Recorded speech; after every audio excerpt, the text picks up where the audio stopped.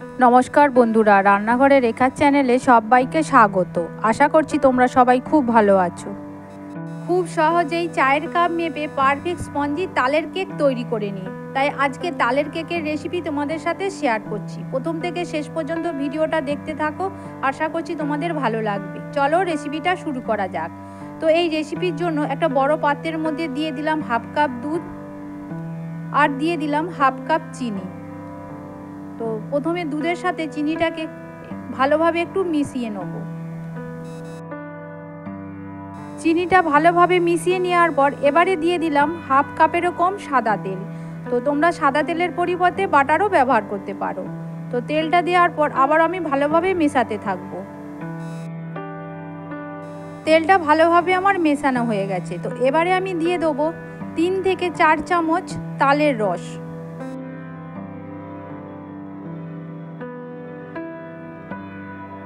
তালের রসটা অ্যাড করার পর আবারও আমি ভালোভাবে মিশিয়ে নেব।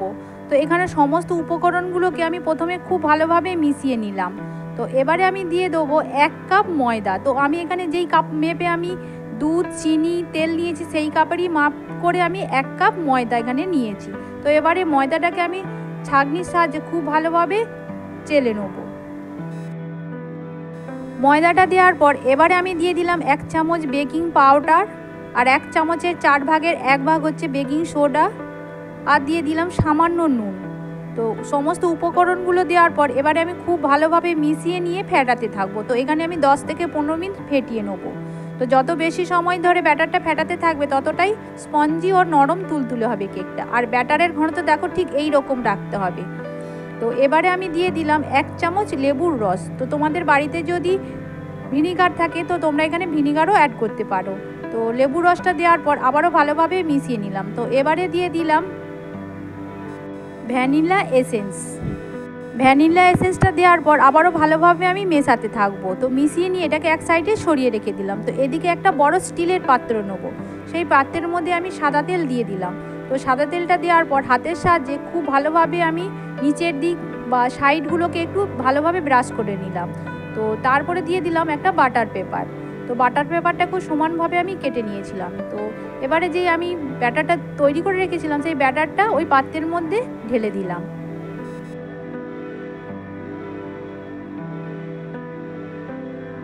সমস্ত ব্যাটারটা দেওয়ার পর এবারে আমি একটু সামান্য ঝাঁকিয়ে নেবো যাতে ব্যাটারের মাঝখানে কোনো না ফাঁকা অংশ থেকে যায়। তো আগে থেকে আমি প্রেসার কুকারটা গরম করতে বসিয়ে রেখেছিলাম। তো প্রথমে প্রেসার কুকারের সিটিটাকে খুলে নিলাম, তারপর ঢাকনাটাকে খুলে মাঝখানে আমি একটা স্ট্যান্ড বসিয়ে প্রেসার কুকারটাকে গরম করতে বসিয়ে রেখেছিলাম। তো এবারে ওই ব্যাটারের পাত্রটা প্রেসার কুকারের মধ্যে বসিয়ে দিয়ে ঢাকনাটাকে আমি বন্ধ করে দেবো। তো এই সময় গ্যাসটাকে কমিয়ে রেখে এটাকে আমি 40 থেকে 45 মিনিট বেক করতে থাকবো। তো প্রথমে আমি 10 মিনিট বেক করে নেওয়ার পর আমি মাঝখানে নারকেলের যে এইরকম পিস পিস করে রাখা আমি টুকরোগুলো আগে থেকে কেটে রেখেছিলাম সেগুলোকে এইরকম ডিজাইন করে কেকের ওপরে দিয়ে দেবো। এটা 10 মিনিট বেক করে দেওয়ার পর দিলে কি হয়, এটা ভেতরে মানে কেকের ভেতরে ঢুকে যাবে না, ওপরেই থেকে যাবে। সেই জন্য 10 থেকে 15 মিনিট বেক করার পর এটাকে আমি দিয়ে দিলাম সাজিয়ে। তো আবারও আমি ঢাকনা দিয়ে ঢেকে 45 মিনিট এটাকে পুরোপুরিভাবে বেক করতে থাকবো। 45 মিনিট পর আমি ঢাকনাটা খুলে তোমাদেরকে দেখিয়ে দিচ্ছি। দেখো কেকটা কতটা ফুলে উঠেছে আর কালারটাও খুব সুন্দর হয়েছে। দেখো আঙুল দিয়ে আমি কেকের ওপরটা দিচ্ছি, দেখো হাতেও লাগছে না। আর তাও আমি একটা নারকেল কাঠি দিয়ে তোমাদেরকে দেখিয়ে দিচ্ছি। দেখো নারকেল কাঠির গায়ে একদম লেগেনি, তার মানে কেকটা খুব ভালোভাবে আমার ব্রেক করা হয়ে গেছে। তো এবারে এটাকে আমি ঠান্ডা করে নেবো। তো ঠান্ডা করে নেওয়ার পর একটা ছুরির সাহায্যে এইভাবে আমি সাইডগুলোকে ছাড়িয়ে নেবো যাতে খুব সহজে কেকটা ছেড়ে যায়। এবারে একটা প্লেটের মধ্যে কেকের পাত্রটাকে এইভাবে আমি উপর করে দিলাম যাতে সহজেই প্লেটের মধ্যে কেকটা উঠে আসে। তো দেখো পাত্রটা খুব সহজেই ছেড়ে গেছে, একদম পাত্রের গায়ে কোনো লেগে নেই। তো প্রথমে আমি কেকের ওপরে যে বাটার পেপারটা আছে সেই বাটার পেপারটাকে আমি ছাড়িয়ে দেবো। আর দেখো বাটার পেপারটা ছাড়ানোর পর কেকের কালারটা কত সুন্দর হয়েছে।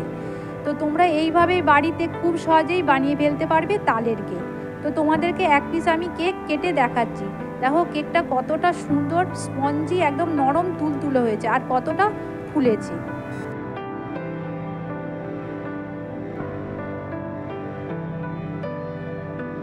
দেখো বন্ধুরা, কেকটা কতটা ফুলেছে তোমরা তো দেখে বুঝতেই পারছো, আর কতটা নরম তুলতুলে হয়েছে। তো মুখে দিলে একদম মিলিয়ে যাবে।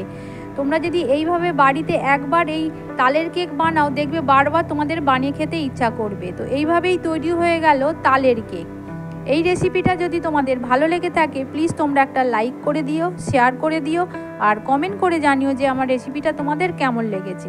কমেন্ট করে জানালে কি হয়, নতুন নতুন ভিডিও করার আগ্রহ বাড়ে।